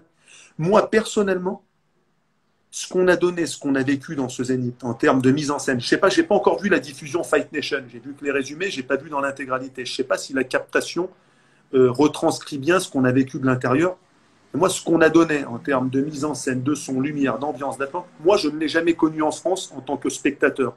Que ça soit Marcel Cerdan de Levallois-Perret, soit Bercy, soit en France, je ne l'ai pas vu. Je suis allé à l'étranger aussi, dans les réunions Soerland, à l'époque où Canclo y était, j'y allais 3, 4 fois par an. Je suis allé aux États-Unis, je suis allé en Angleterre. En Angleterre, encore, c'est différent. Oui, j'ai vu des choses extraordinaires. Mais déjà, sur le circuit français, c'est pas mal. C'est bien ce qu'on a fait quand même. C'est, Oui, tu vois, oui, oui. ouais, Avec les moyens que vous aviez à disposition, ce que vous avez ex- fait ici, c'est très bien. Après, on peut toujours ouais, s'améliorer. exact. Effectivement, là, les améliorations demandent aussi Oui, un on peut pas, budget. on peut pas toujours être dans l'autoflagellation, tu vois, parce que Non, sinon, non, voilà. voilà, Ah non, sinon, c'est justement le principe de ma rencontre avec toi. C'est que exactement, moi, exactement. je pourrais rester dans ma position, tu sais, de youtubeur ou de soi-disant analyste, enfin, euh, qui, euh, qui a la critique super facile. C'est facile pour moi et tout. Ouais, Mais quand on voit des choses qui changent de l'ordinaire et qui ont une dynamique enthousiasmante, bon, bah voilà, il faut le dire aussi. ouais, Et ça fait partie de façon de l'analyse d'ailleurs, de bien sûr. savoir analyser que cet événement est potentiellement meilleur que d'autres. Ça fait partie de l'analyse. Mais David, toi qui aussi quelque chose que tu as fait, tu as labouré le terrain aussi sur le plan régional. Je veux Ouais, dire, voilà, sur le Grand Ouest, comme tu aimes l'appeler, la boxe, se revivifie notamment avec ton implication.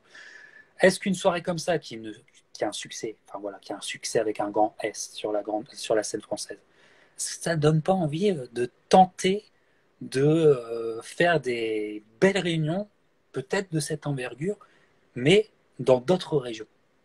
si, bien sûr, j'y pense. Tu sais, je n'exclus aucune possibilité, aucune hypothèse. Et puis, tu vois, nos journalistes régionaux qui nous connaissent bien maintenant, qui ont cerné l'état d'esprit, l'ambition, et qui se disent, tiens, jusqu'où ils vont aller? On va essayer de me faire dire beaucoup de choses. Tiens, il y a la salle XXL de la Beaujoire qui peut contenir 10 000 personnes. Et pourquoi pas le stade? Un jour, si c'est pas toi qui le fais, David, qui va le... etc., etc. Donc, ils se disent, comme il a une ambition démesurée, qu'est-ce qui va nous...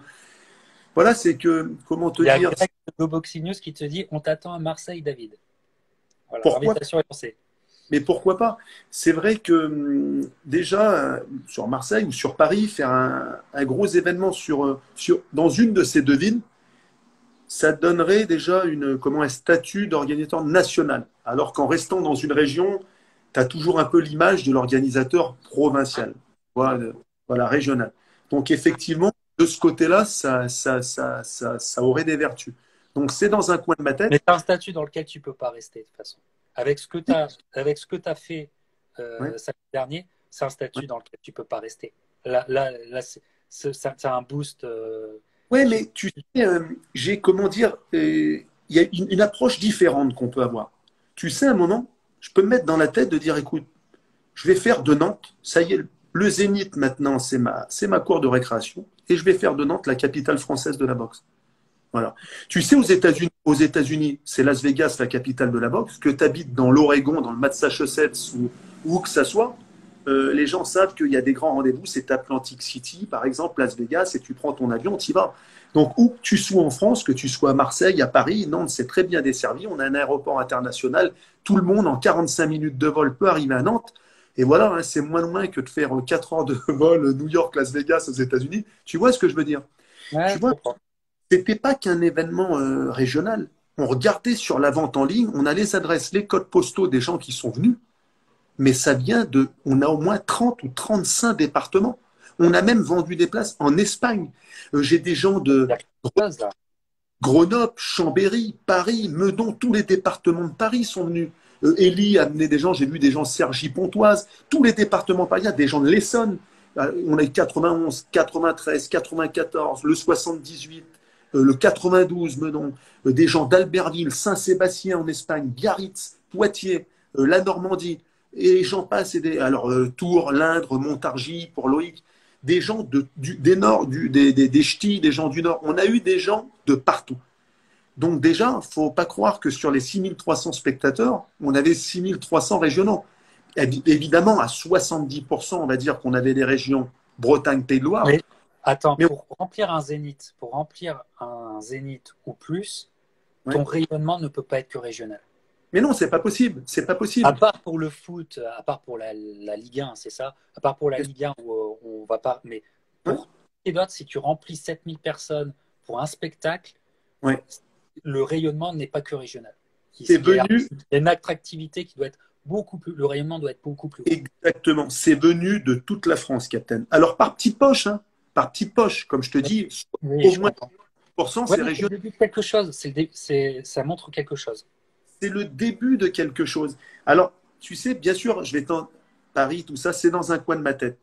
Ce qui pourrait m'amener là-bas, c'est par exemple avoir une locomotive sportive, un boxeur en disant il va vraiment mobiliser là-bas sur le Paris, ou à Marseille par exemple, ou à Lyon, ou dans une ville comme ça. Tu as une locomotive sportive, un fer de lance qui va mobiliser un public important là-bas. Donc ça serait cohérent de faire là-bas. Mais encore une fois, la différence, tu sais, quand tu es vraiment ancré dans une région, tu as tes sponsors. Sans droit télé, c'est compliqué. Parce que sans droit télé, de mon côté, tout est basé sur la billetterie, sur le sponsoring privé. C'est déjà, sans droit télé, un risque énorme, mais j'ai un socle. Je ne pars pas dans l'inconnu dans ma zone de confort ici. Et je développe. Et après un événement comme celui-là, au niveau sponsoring privé, on va exploser. On va franchir deux, trois caps avec ce qui vient de se passer là. On a déjà des retours, etc., etc. Quand tu sors de cette zone de confort-là, ça change beaucoup de choses. Tu pars encore plus dans l'inconnu. Est-ce que la billetterie, est-ce que ça va fonctionner? Là, j'ai mon socle de boxeurs régionaux qui ont leur fan base. Je pars pas de zéro. Je sais que j'ai un socle, que ça soit au niveau billetterie, j'ai un socle, au niveau sponsor, j'ai un socle. J'ai des partenaires au niveau hôtellerie, au niveau restauration. Donc, c'est ailleurs. Je déboule à Paris, je déboule à Marseille. Mais Et ça, c'est là, encore, excuse-moi David, mais ça, c'est encore bien comprendre le public. Parce que là, ouais, ce que tu montrais, et c'est ce que je vous dis souvent, les gens qui m'écoutaient, c'est qu'on a, qu'est-ce qu'être un public de niche? ouais, C'est un mot qui ne nous va pas. Niche, ouais, c'est un peu dégradant. Mais on a un public hardcore.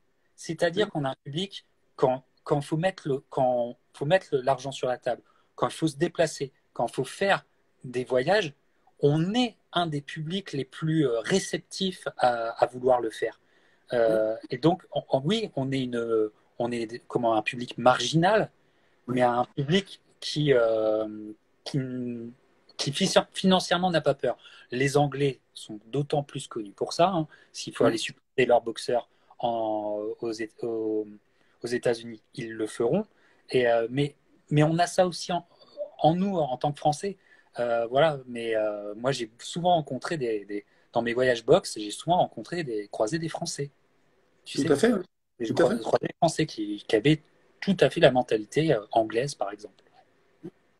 Non, mais moi, mon discours tu vois, pour en revenir à ce qu'on disait, auprès de mes partenaires et des différents partenaires potentiels là, qui nous ont déjà approchés avec qui on va avoir des rendez-vous dans les jours et dans les semaines qui viennent, ça va être de dire, écoutez, sans l'aide de grand monde jusqu'à maintenant, regardez ce qu'on a réussi à faire.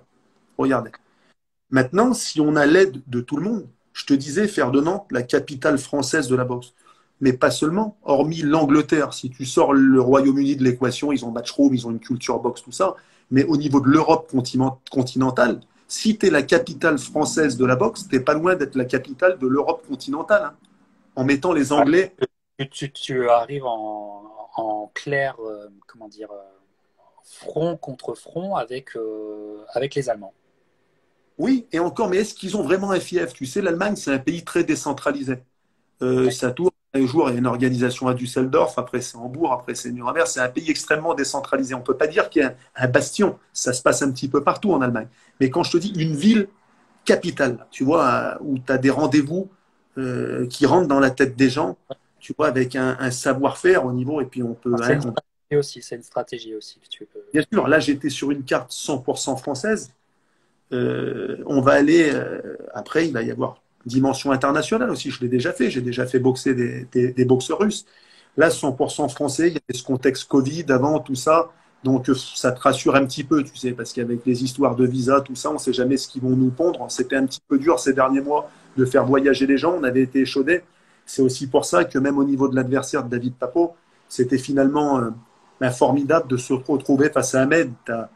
T'as pas toute cette incertitude, là, ces histoires de passe sanitaire. Quand tu es sur du franco-français, ça simplifie beaucoup de choses. Mais déjà, on peut, tu sais, créer un bastion, plus qu'un bastion, là, une place forte, la capitale. Voilà, c'est à Nantes que ça se passe. Là, je sais faire, je suis chez moi, et puis j'ai beaucoup d'atouts. J'ai beaucoup d'atouts, et attention, on est dans une région qui est riche, économiquement parlant, qui se porte très bien, hein. Il y a beaucoup d'industries. Il y a la Vendée qui fonctionne très très bien juste à côté. Et puis quand tu es chez toi, tu es chez toi. Mais ça n'exclut pas à un moment une aventure ailleurs, même à l'étranger. Tu sais, c'est dans un coin de ma tête aussi. Hein. Tout est possible. Il faut fermer la porte à absolument aucune possibilité. La passion et les aventures box peuvent nous amener n'importe où. Donc, on ferme la porte à rien, mais confirmer dans ce bastion, déjà, il y a beaucoup de choses à faire. Tu sais, à Nantes, on a un Zénith, il y a une salle XXL de la Beaujoire. Tu peux passer des stades en restant à Nantes, ça, ce genre. Ah ben, bien sûr, j'ai encore une salle de 10 000 possibilités. J'ai un stade derrière, j'ai même un stade Marcel Sopin plus petit, intermédiaire. Je peux effectivement, les marches, je peux les monter ici sans vraiment me délocaliser. Et comme tu disais, quand tu fais des gros combats, les gens se déplacent. Je te donne un exemple, je pense, si j'organise... La carte, excuse-moi encore David, mais là je prends la parole, parce que je vais te le dire, parce que je veux pas non plus te mettre mal à l'aise, mais pourquoi on a une sympathie naturelle envers toi? J'ai l'impression que le microcosme, là, je te parle des fans, fans. Il y a une sympathie naturelle qui est envers toi en ce moment. Ben, c'est que tu as respecté quelque chose qui nous est très cher, c'est la carte. Bien sûr. Ah bah ouais, mais c'est pas tout le monde qui respecte ça aujourd'hui. Mais tu sais, il y a des gens qui montent des réunions box, mais il n'y a pas le respect de la carte. Et on prend les choses à l'envers, c'est-à-dire que le main event sera attractif et on en oublie la carte. Alors que toi, j'ai l'impression que tu as fondé la chose c'est l'impression que tu me donnes, en respectant la carte, en construisant d'abord la carte pour en arriver à ton main event. Tu sais, dans le jargon judiciaire... Nous, c'est ce qu'on kiffe. Hein, parce que nous, on est capable de mettre 200, j'exagère peut-être, enfin, $200 pour une soirée, si on sait qu'on a 7 combats, on va être devant, on va kiffer, quoi, tu vois. Bien sûr. Voilà. Tu sais, pour faire un parallèle, c'est un truc qui me passe par la tête au moment où je t'écoute. Dans le jargon judiciaire, les avocats disent toujours, moi, il n'y a qu'une chose qui existe, le dossier, tout le dossier, rien que le dossier. Moi, en matière de boxe, je te dirais la carte, toute la carte, rien que la carte. Pas de coquille vide. Pas de coquille vide. Pas de coquille vide. Moi, j'ai répondu, on m'a posé la question, je ne connais pas d'autre manière de faire la promotion de ce sport qu'en organisant des vrais combats. Encore une fois, si j'avais... et même je ne le ferai pas, je ne serai pas dans cet état d'esprit-là.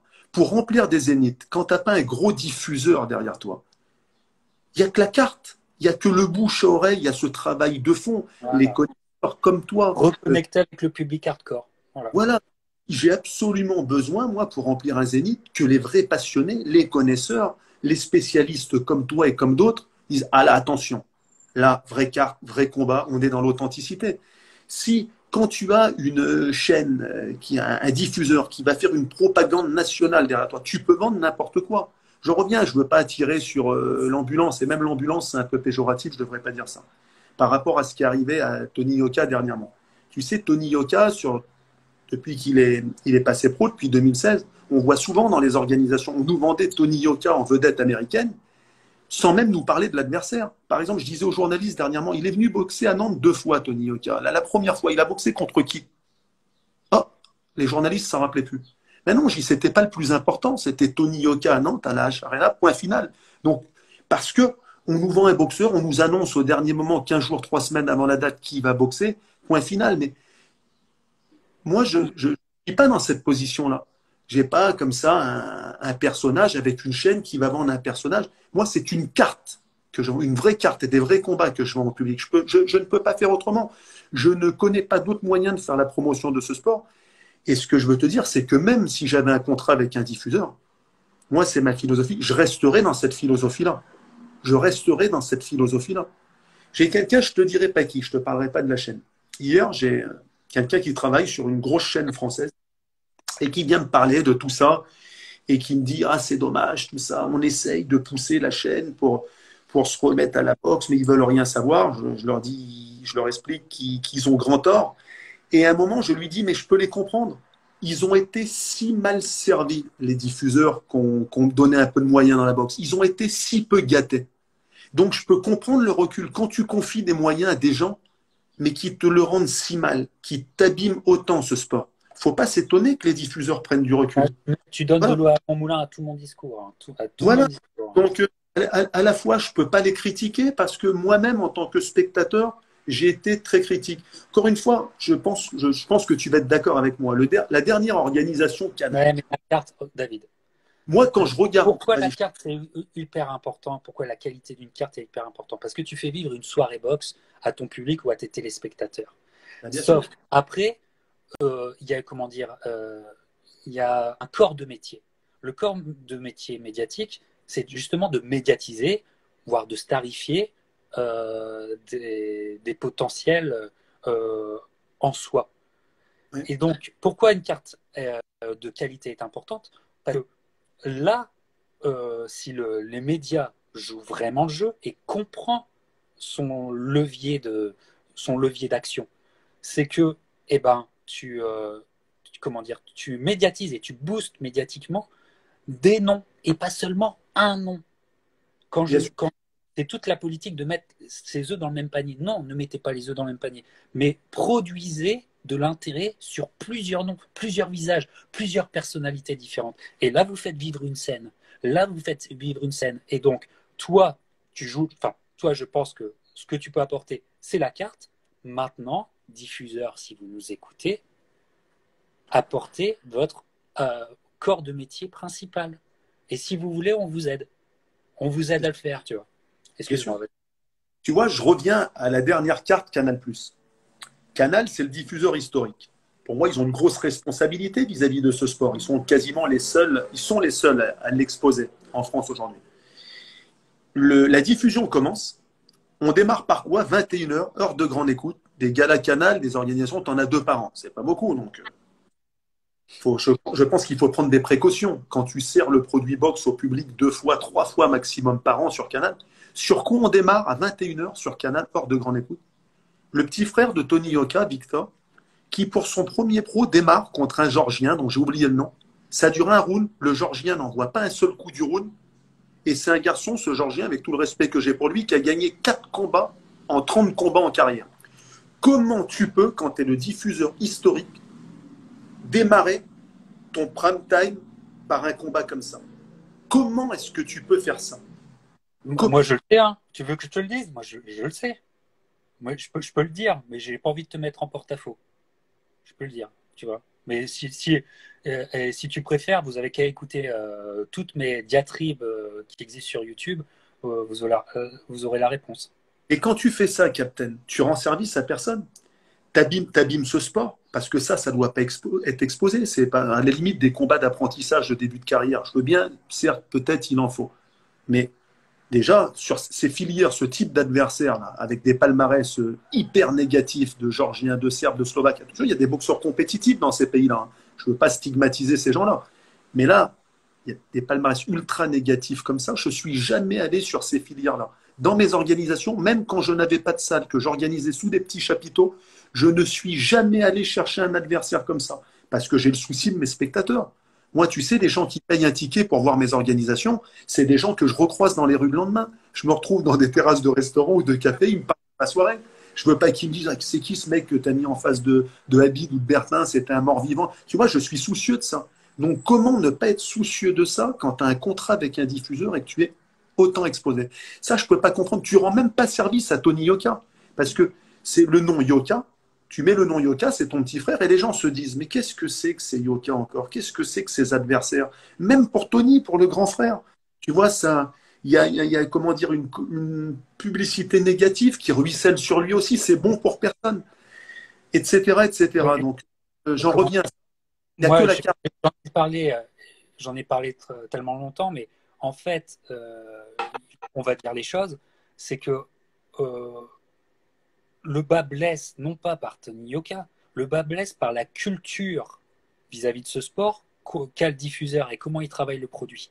Il le travaille le produit sans le connaître, sans le connaître.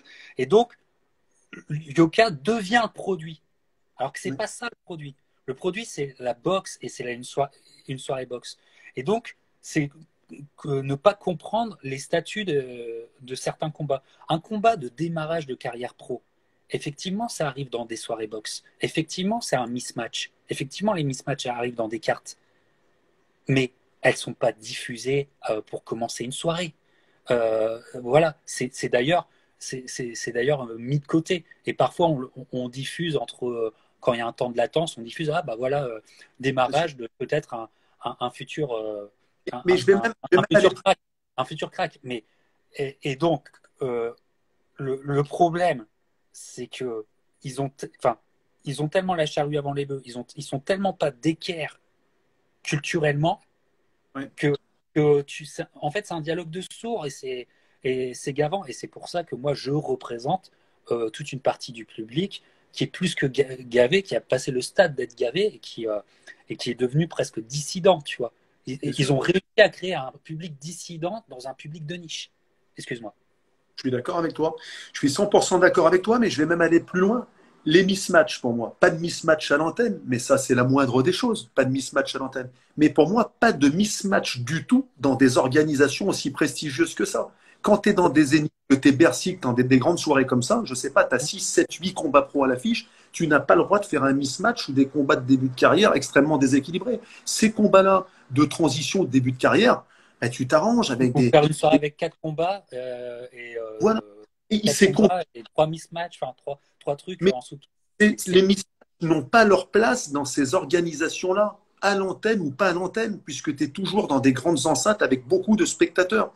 Donc, moi, c'est ma conception des choses. Je n'ai jamais fait ces combats-là, même sans diffuseur depuis le début, parce que j'ai toujours le souci, chaque combat, voilà, on cherche. Non, Alors, mais c'est c'est pas savoir. Regarde, par exemple, nous, enfin, on connaît bien aussi les grandes soirées américaines et canadiennes, mais il y a l'entrée, enfin, il y a l'ouverture des portes. ouais. Et l'ouverture des portes, il y a déjà des combats qui ont eu lieu, tu vois.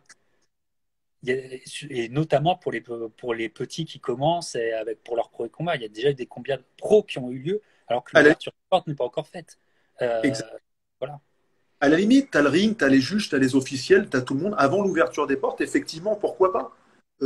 Voilà, rendre service à des amis qui veulent un peu d'activité pour leur boxeur, des choses comme ça.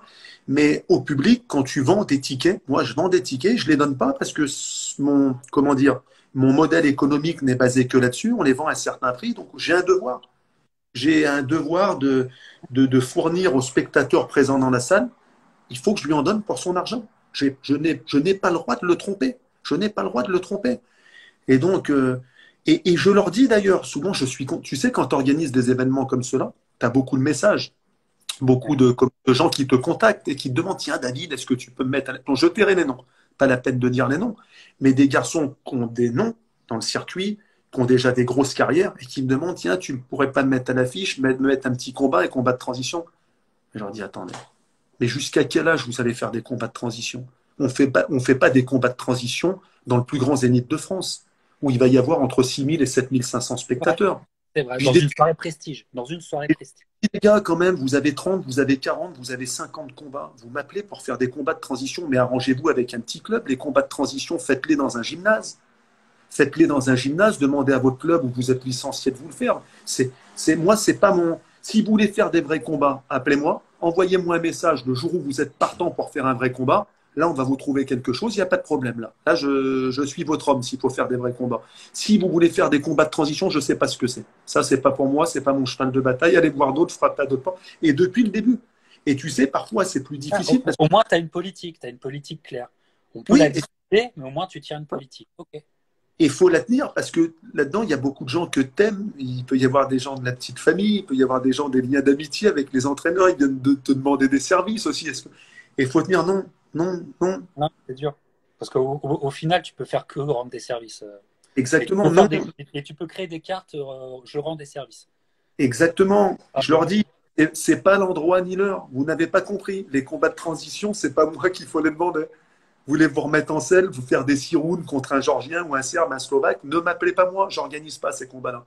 Et donc, il y a un moment, quand tu le dis une fois, 2 fois, 3 fois, ben, ils finissent par le comprendre.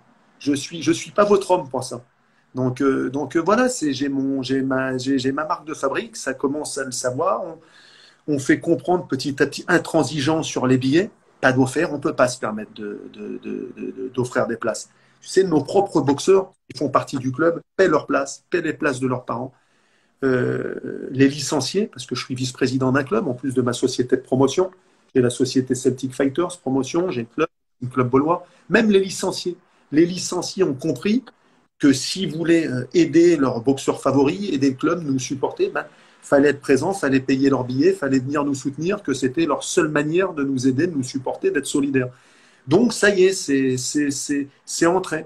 De temps en temps, quand il y a des boxeurs visiteurs qui continuent de demander encore, ah combien. Non, non, on fonctionne comme ça avec tout le monde.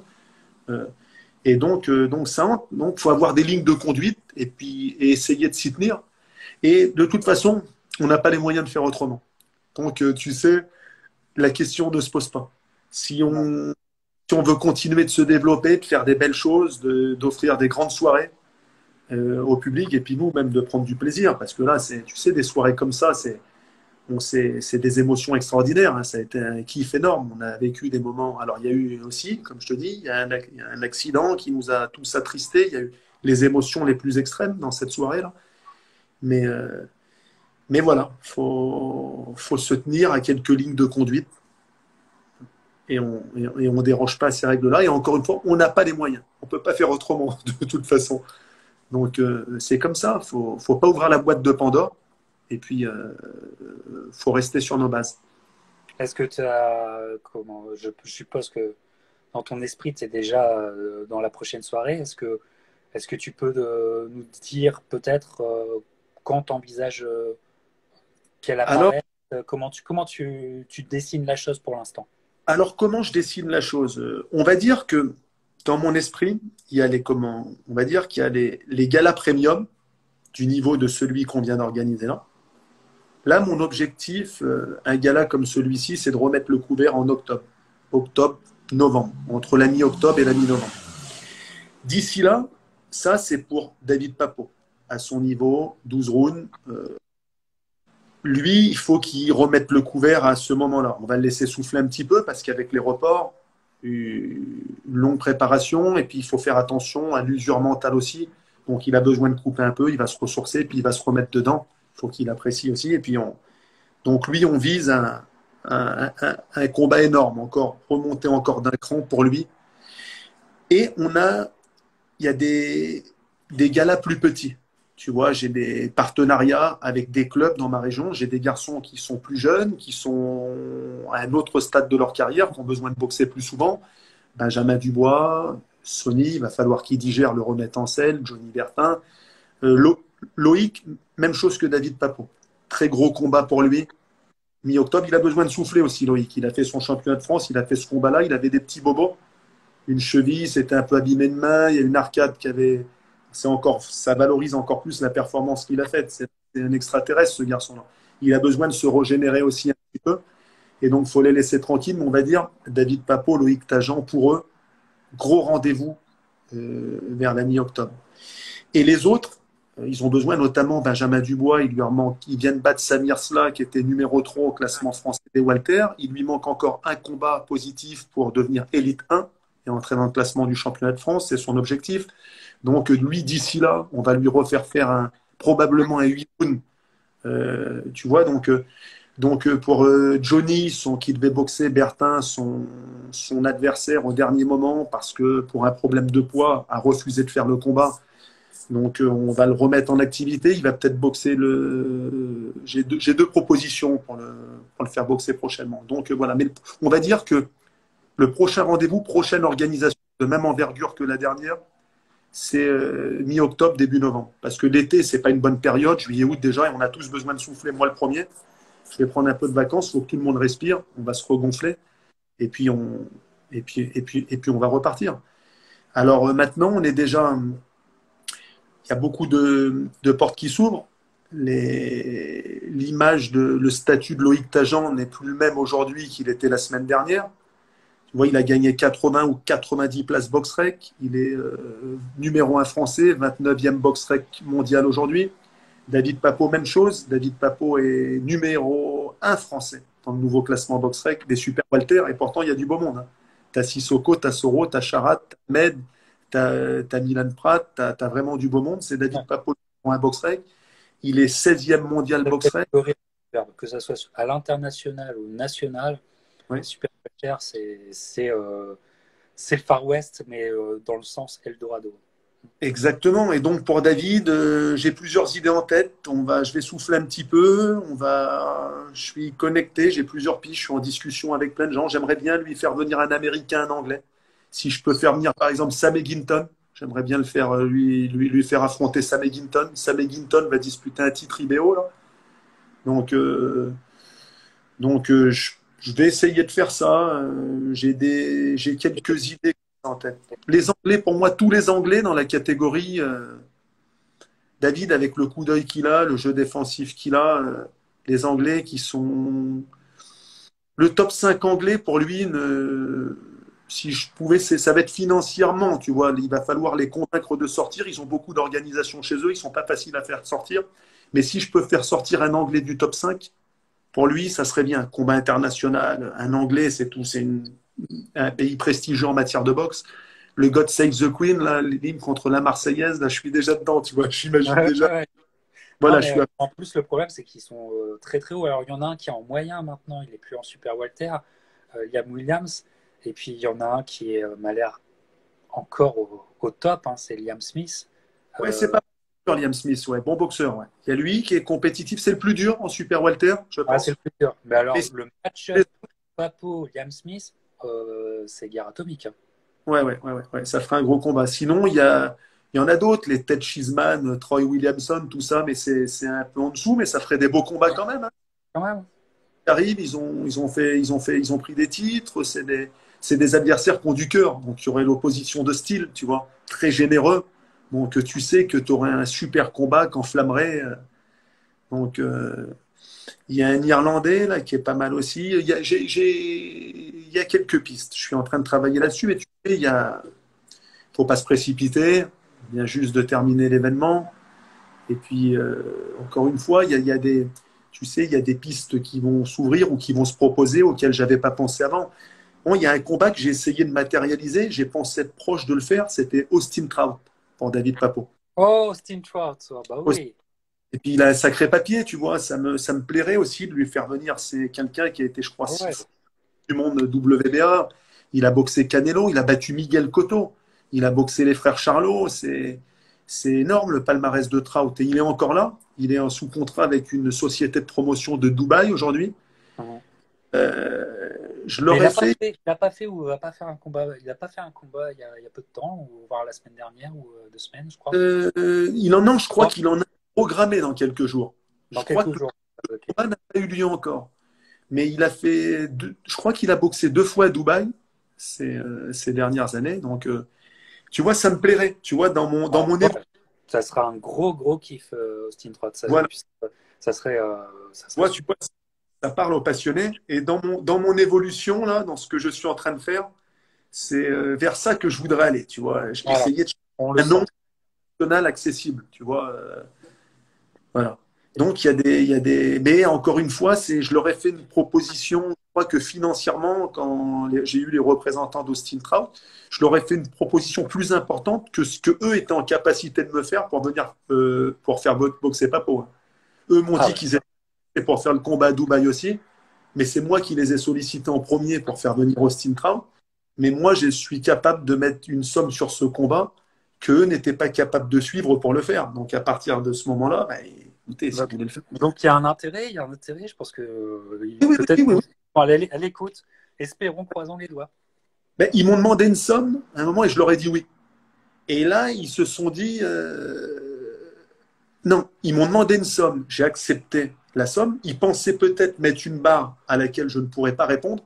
Ouais. Ils ont été étonnés que je leur dise oui. Et ça, si tu veux, c'est un peu caractéristique. Les Russes ne te font jamais ça. C'est un peu les seuls qui m'ont fait ça jusqu'à maintenant. C'est malheureux à dire, ce sont les Anglo-Saxons. Euh, Ils ont tendance à rediscuter les accords. Tu Ouais. discutes une somme, tu leur dis oui, elle a dit ah, on aurait dû demander plus. On n'a pas Ouais. demandé. Un Russe ne te fera jamais ça. Un Russe, vous voulez le combat, ça dépend. Quelle somme vous voulez? Tant? Oui, je paye. Hop, on ne reviendra pas là-dessus. Un Russe, il vous demande une somme, vous dites oui, il vient.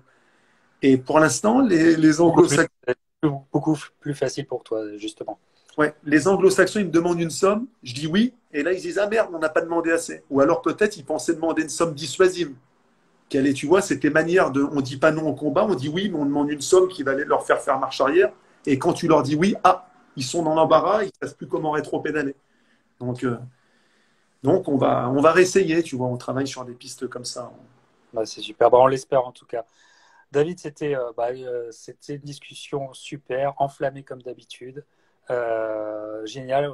Et c'est super qu'un promoteur vienne parler, fasse le bilan de la soirée de ta carrière pour le moment, mais qui va en amener d'autres. C'est un véritable plaisir d'être encore une fois avec toi. On l'a fait sur Instagram, on voulait le faire sur YouTube, mais ça n'a pas fonctionné. Je vais C'est moi, mettre ça sur YouTube dans les prochaines heures. Et c'est moi- c'est de ma faute si on n'a pas réussi à le faire via le lien. Que j'ai pas réussi à activer le micro et la caméra, je ne sais pas comment, peut-être mon téléphone qui n'est pas compatible. bah, Je vais pour la c'est parce prochaine. que tu as tellement l'habitude de ne pas être diffusé que, Voilà. tu n'as pas encore ces habitudes-là, tu vois. Mais ça va le faire bien. Dans quelques temps, ça va le faire. Faut que je me mette. Exact. Voilà. En tout cas, David, merci beaucoup. Et puis, Merci à on se rejoint bientôt pour connaître la continuation de tes aventures. Porte-toi bien, David, en tout cas. Merci Merci beaucoup. beaucoup. Salut, Ciao. à bientôt. Ciao.